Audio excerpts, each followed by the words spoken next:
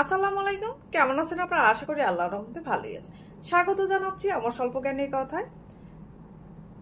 তো আজকে আপনাদের সামনে ইগো নিয়ে কথা বলবো, আর এটা ইগোর প্রাথমিক ধারণা। এরপরে আমি ইগোর স্যাটিসফ্যাকশন ও ইগোর কতটা ভয়াবহতা তা নিয়ে আলোচনা করব পরবর্তী ভিডিওতে।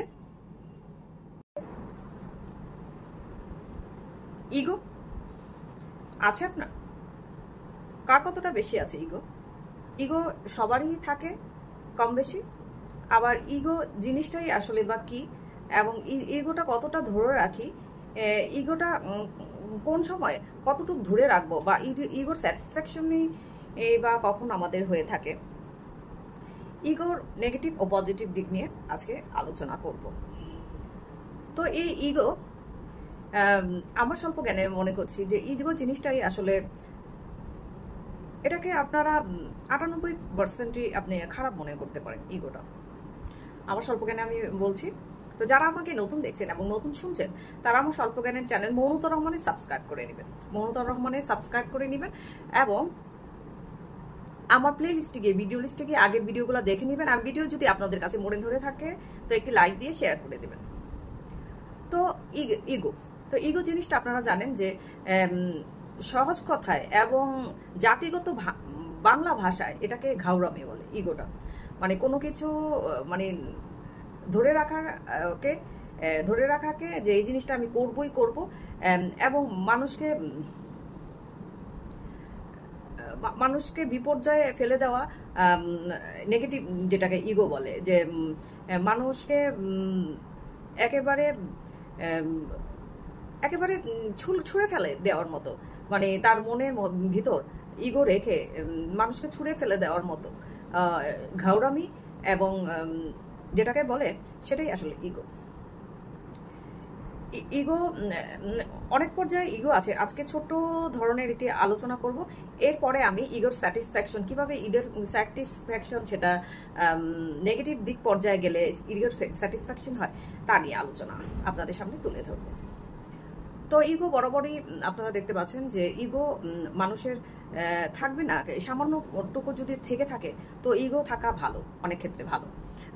তো তো আপনারা দেখতে পাচ্ছেন যে বিগত সরকার, তো একটা দল ছিল যেটাকে আমরা বরাবরই, আপনারাও জানেন, এবং যারা এই দলের মধ্যে আছেন, যারা এই দল করে থাকেন তাদের কথাই আমি বলছি।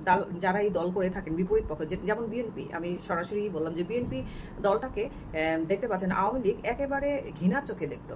সেটাকে দলই মনে করা হতো না, তার প্রতিদ্বন্দ্বী মনে করা হতো। সেই প্রতিদ্বন্দ্বিতা হিংসায় পরিণত যে একটা প্রতিদ্বন্দ্বিতা আছে, একটা সব জিনিসের মধ্যে আপনারা দেখবেন প্রতিদ্বন্দ্বী থাকবে। একটা আছে ঘৃণার প্রতিদ্বন্দ্বিতা, একটা আছে যে আমার প্রতিদ্বন্দ্বিতা তার চাইতে আমার উপর ওঠার চেষ্টা করে, তবে ঘৃণা করে না।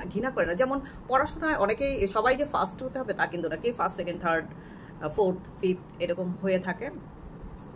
যে ফার্স্ট সে বরাবর চায় যে আমি সেকেন্ড, যে তার চাইতে আমি ভালো করব।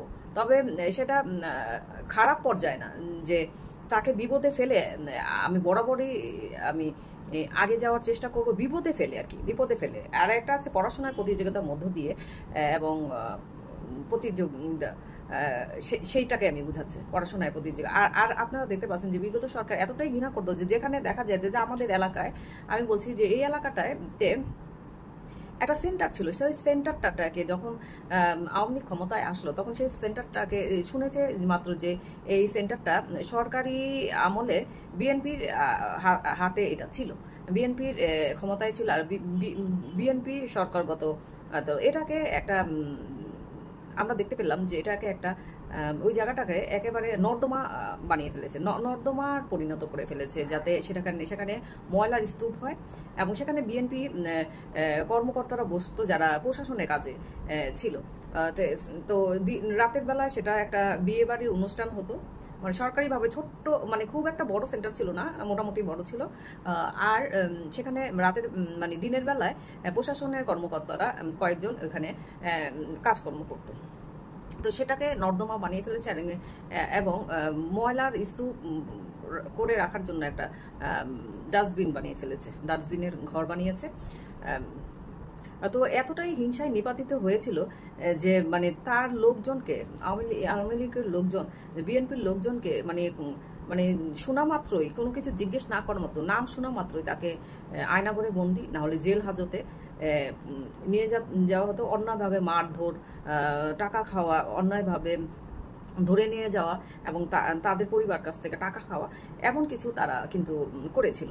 তো আপনারা দেখতে পাচ্ছেন যে অন্যায়ের অভাব নাই। তো ভয়েও অনেক সময় মানুষ নাম উচ্চারণ করতো না, যারাও বিএনপি ছিল আর কি, হ্যাঁ বিএনপি ছিল, তারাও দেখা যায় যে অনেকে দুই মাখা সাপও থাকে, অনেকে আবার কিছুটা বাঁচার জন্য করে। দেখা যায় যে আওয়ামী লীগের দল মনে মনে বিএনপি করতে, আওয়ামী লীগের দল মানে স্বভাবগত কারণে, অনেকের অভ্যাসগত মানে বদ অভ্যাসগত কারণে অনেকে দেখা যায় যে আওয়ামী লীগ দল করেছে, মানে কিছুটা স্বভাবগত কারণে আর কিছুটা বাঁচার জন্য তো করেছে।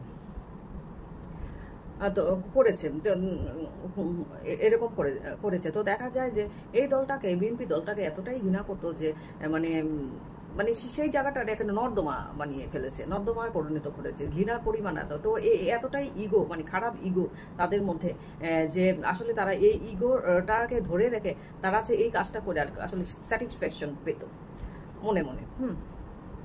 তো তো অনেকের পরিবারে দেখা যায় যে কিছু ননদ ননাস থাকে যে ভাবিকে জ্বালানোর জন্য, ভাবির প্রতি ঘৃণা আচরণ বড় করার জন্য তার ইগোটা ধরে রেখে তাকে বরাবর ছোট হেয় করার সবসময় চেষ্টা করে।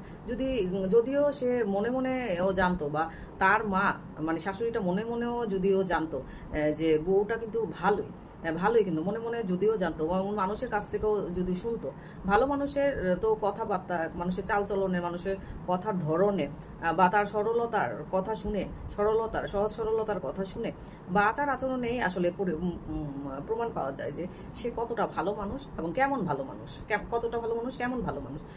তারপরেও দেখা যায় যে এরকম ননাস থাকলে তার ইগোর স্যাটিসফ্যাকশন করার জন্য এই কাজগুলা সে করে থাকে। তো এই কাজগুলো করে থাকে। তো ইগো আসলে জিনিসটা সেই ক্ষেত্রে ভালো। ধরেন এক সময় আমি একটি ঘটনা বলছি, এই ঘটনা ইগোর স্যাটিসফ্যাকশনের মধ্যে আমি তুলে ধরবো যে ইগোটা তখনই ভালো হবে, মানে স্যাটিসফ্যাকশনে পরিণত হবে। যে ধরেন একবার আমি বাংলায় রেজাল্ট আমার খুব বরাবরই, মানে বাংলা অনেক পড়া দিত বলে, আর অনেকটা পড়া ছিল বলে আমি অনেক সময় দেখা যায় যে বাংলায় আমার রেজাল্ট খারাপ হয়ে যেত, লিখে কুলোতে পারতাম না, এতটাই লিখা। তো আমার লিখার স্পিডটা একটু কম ছিল, যার কারণে সবগুলা প্রশ্নের উত্তর আমি দেখা যায় যে 11টা প্রশ্নের উত্তর আমি দিতে পারতাম না। এবং বড় প্রশ্নের উত্তরগুলা দেখা যায় যে অনেক সময় এগুলাতে অনেকটা আসলে সময় করে লেখা যেত না। অনেকে লেখার স্পিডের কারণে অনেক সময় দেখা যায় যে বুদ্ধিগত কারণে যে কম করে লিখেও দেখা যায় যে সবগুলো প্রশ্নের উত্তর দেওয়ার চেষ্টা করো, কিন্তু আমার সেরকম বোধগম্য আমার মধ্যে ছিল না, বা সেই বুদ্ধিটা আমি করতেও পারিনি। এবং এর কারণেও হয়তো বা দেখা যায় যে আমার বাংলাতে রেজাল্ট। তো একদিন ম্যাডাম বললো যে এই মেয়ে কোনোদিন ম্যাট্রিক পাস করতে পারবে না।